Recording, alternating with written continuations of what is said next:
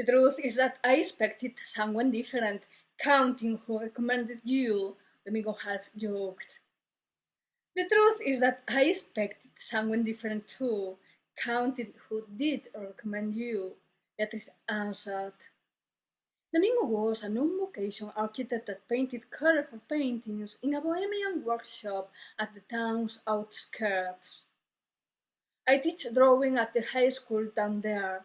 He was one of my students, talented but lazy. You know what I mean, Domingo explained. I'm his attorney. I think that says I know, Beatriz answered. They took a while to go to the point. Beatriz because she was embarrassed. Domingo because he was cautious. He analyzed her. He asked meaningless questions. He observed her reactions. What's going to happen to the so-called Shang? Domingo asked. Nothing by what I got to know, although he says he's going to die. He says Yellow Ward are after him.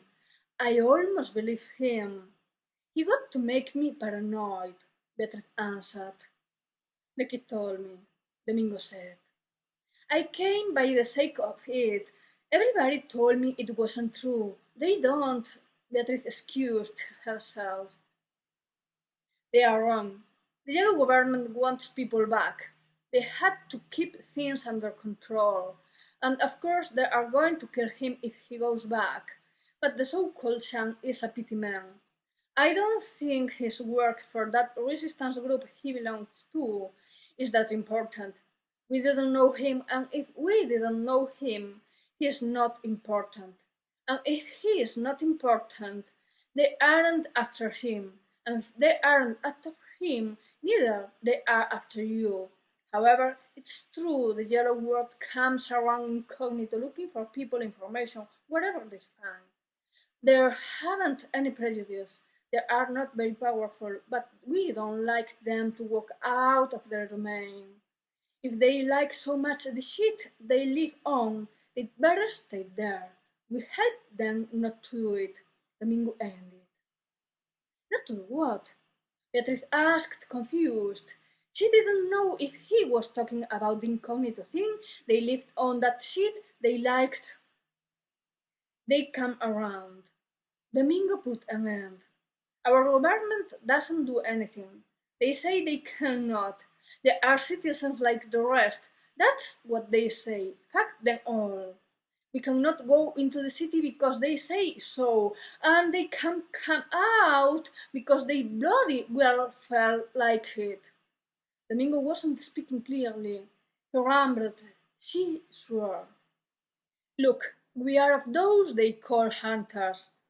Have you heard about us? Beatrice said she hadn't. Among the lots of sections of the out-of-the-city resistance, or however they want to name it, we are specializing in seeking and catching yellow words. He stopped to give her time to assimilate the information. Beatrice took her eyes off him to set them on the door. Once we catch them, we use them as foreign exchange if the yellow government wants them back. Otherwise, we kill them. Domingo hurried up as he was pulling an old plaster off. I'm leaving, Beatrice began to say, standing up. This is a misunderstanding. I misunderstood things. I'm more relaxed now. Thanks for your time, really, I promise. I assure this is professional privilege. I'm not saying anything, I promise. She didn't wait for Domingo's answer. She ran away out of the workshop that suddenly turned into a slaughterhouse, and that bohemian painter into an implacable torture. Domingo was used to it. People got terrified easily. He didn't mind. They were so scared they didn't cause any trouble. For a few days Beatrice didn't raise her eyes from the paperwork. Breathing the relief it meant a civilized society that had agreed to live under the limitation of the law to safeguard at least a bit of humanity. The notification you were waiting for has arrived, the clerk told her. Which one? She asked, showing no interest. The city guy's one. He had laughed, remembering the scared she was the first days of the case. Oh, sure, let me see it, she asked for. The notification announced Sean's freedom and hers actually. She had decided to put an end to that drag episode and send the city back to the Orion it had been all her life. It's nice to see the sun again. Sean got profound. Beatrice looked at him with the same condescension as always. Without a doubt, the loss of freedom was a serious issue, but missing a son he could see every day from the jail yard seemed to her too dramatic. Besides, she couldn't help recalling Domingo's words, saying his collaboration probably wasn't that important if they didn't know him here. So the martyr thing was too big for him. Well then, enjoy your new life. Good luck. Beatrice waved goodbye at the courthouse entrance. Yes, keep fighting. That's what we are made for. He kept on with the drama. Because people look other way. If it wasn't for us. Beatrice couldn't stand it anymore and jumped right into the mud. What do you sadly do? She asked, parking the false friendliness tone she maintained until then. We made meetings, awareness raising campaigns, you know.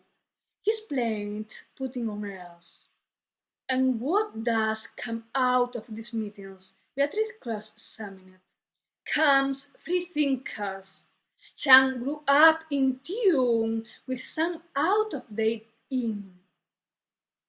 And when they catch you, what do you do?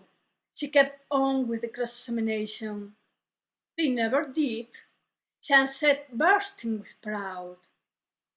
Then you mustn't do such a thing if they control you that much and the words are as powerful like you say. They should catch you if you mean some kind of danger. Begonia talked possessed by Domingo. I rather think we are smarter than them, he answered with superiority.